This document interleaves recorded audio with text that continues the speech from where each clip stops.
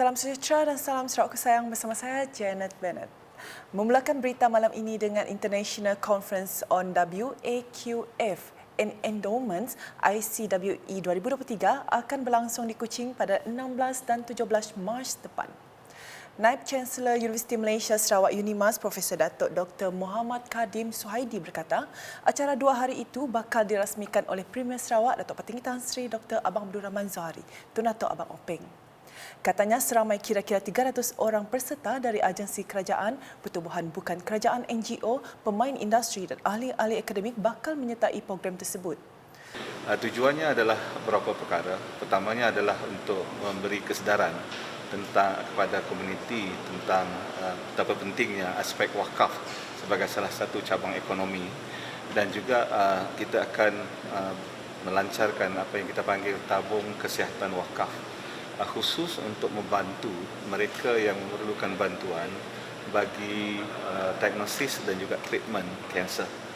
So ini adalah kerjasama di antara UNIMAS dengan Sarawak General Hospital. Beliau berkata demikian selepas mengadakan kunjungan hormat kepada Premier Sarawak Datuk Patinggi Tan Sri Dr. Abang Abdul Rahman Zahari, Tun Datuk Abang Openg di Kuching pada Jumaat. Sementara itu, Premier Sarawak turut menerima kunjungan hormat daripada rombongan Jabatan Kehakiman Syariah Sarawak yang diketuai Timbalan Menteri Utiliti dan Telekomunikasi Sarawak Utiliti, Datuk Dr. Abdul Rahman Junaidi. Tujuan kunjungan itu adalah untuk berbincang mengenai inisiatif dalam memperkasarkan institusi kehakiman di negeri ini. Turut hadir pemangku pengguam Besar Negeri Sarawak Datuk Safri Ali, Yang di-Pertuan Majlis Islam Sarawak Datuk Misnu Taha, Ketua Hakim Syari Datuk Awang Suhaili Ledi dan Ketua Pendaftar Yang Arif Abdul Karim Muhammad Muli. Berita seterusnya, Lembaga Kemajuan Bintulu BDA digesa untuk terus merancang pembangunan bahagian Bintulu secara menyeluruh. Menteri Industri Makanan, Komoditi dan Pembangunan Wilayah Sarawak Datuk Seri Dr. Steven Rundi Utto berkata, kini sudah tiba masanya untuk memperluaskan liputan pembangunan ke kawasan-kawasan lain di luar bandar Bintulu seperti Tatau dan Sebau.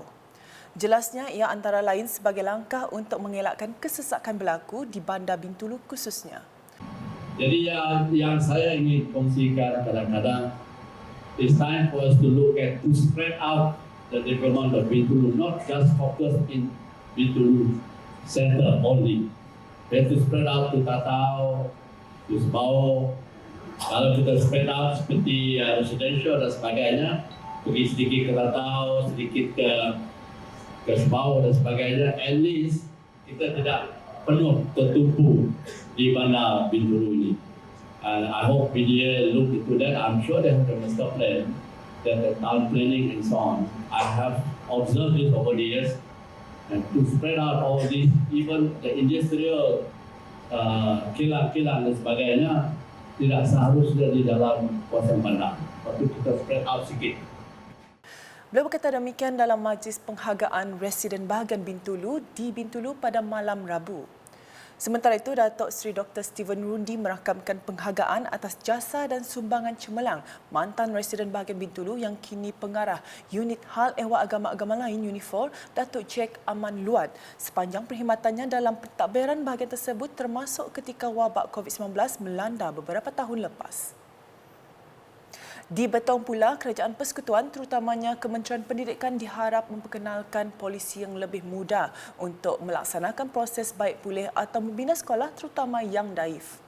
Menurut Timbalan Menteri Pembangunan Wanita, Kanak-kanak dan Kesejahteraan Komuniti Sarawak Muhammad Raziz Hitam, proses ini serba sedikit memberi kesan dan melambatkan bantuan yang diperlukan untuk keselesaan anak-anak di Sarawak mendapatkan kemudahan yang baik. Katanya sudah menjadi amalan pihak kerajaan negeri untuk membantu sekolah-sekolah yang memerlukan bantuan baik dari segi bantuan fizikal. Muhammad Razi berkata demikian semasa berucap dalam Hari Anugerah Kecemerlangan Sekolah Kebangsaan SK DIT pada Khamis. Beliau juga menyatakan komitmen untuk mempertimbangkan permohonan guru besar SK DIT untuk membaik pulih kelas di sekolah tersebut. Manakala pada sebelah petang pula, Muhammad Razi turun padang meninjau tapak cadangan pembinaan projek transformasi luar bandar RTP bagi tahun 2023 di sekitar Debak. Terdapat 9 projek RTP yang telah dimasukkan dalam senarai bagi projek tahun 2023 dengan jumlah keseluruhan sebanyak 1.95 juta ringgit dan senarainya adalah seperti tertera.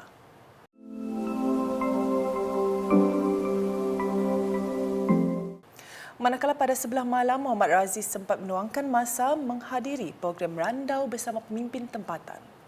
Objektif program ialah untuk merapatkan hubungan silaturahim antara barisan ketua kaum dan ketua masyarakat KMKK. Beralih ke laporan berikutnya, penduduk di rumah Jebat Tala, Kampung Stalun berterima kasih kepada Timbalan Menteri Perancangan Bandar, Pentadbiran Tanah dan Alam Sekitar Sarawak Datuk Len Talib Saleh kerana merealisasikan impian mereka untuk memiliki rumah baru yang lebih selesa dan selamat. Ini selepas rumah panjang yang mereka diami terlibat dalam kejadian kebakaran pada tahun 2019.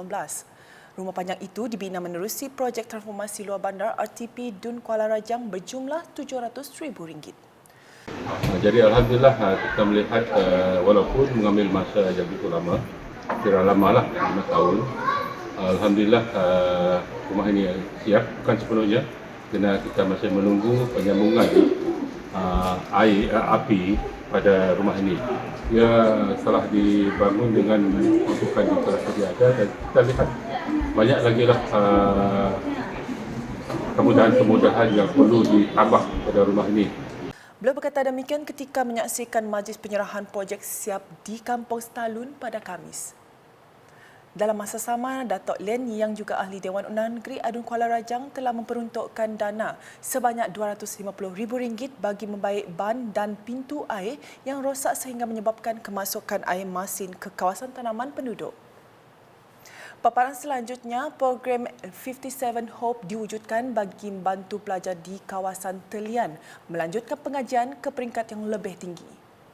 Ahli Dewan Undangan Negeri Adun Talian, Royston Valentine berkata, nama 57 Hope diambil sempena nama Dewan Undangan Negeri Dun Talian dan ia sebagai satu identiti mereka sendiri. Seperti yang kita sedia maklum, tidak semua yang mampu dapat menghantar anak-anak yang cemerlang ini, anak-anak yang dapat terpilih pergi ke IPT dan IPTA oleh sebab keluarga tidak mampu, so anak dia tidak dapat pergi. So kita melihat masalah itu sebagai satu keutamaan yang perlu kita ambil berat.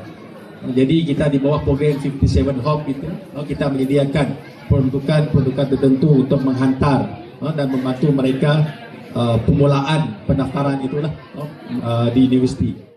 Beliau berkata demikian ketika berucap sempena Hari Keluarga Persatuan Ibu Bapa dan Guru PIBG Sekolah Kebangsaan SK Lubuk Beban pada Rabu.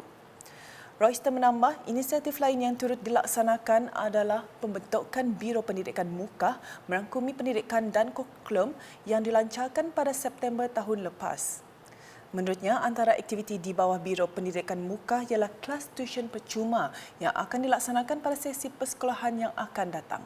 Sebab saya sendiri pun sudah menyewa satu bangunan untuk tujuan ini, untuk kita adakan kelas tuition percuma kepada keluarga yang kurang mampu.